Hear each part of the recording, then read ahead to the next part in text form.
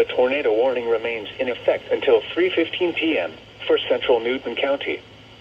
At 2:53 p.m., a confirmed tornado was located near Upper Buffalo Wilderness area, or 11 miles southwest of Jasper, moving northeast at 25 miles per hour. Hazard, damaging tornado.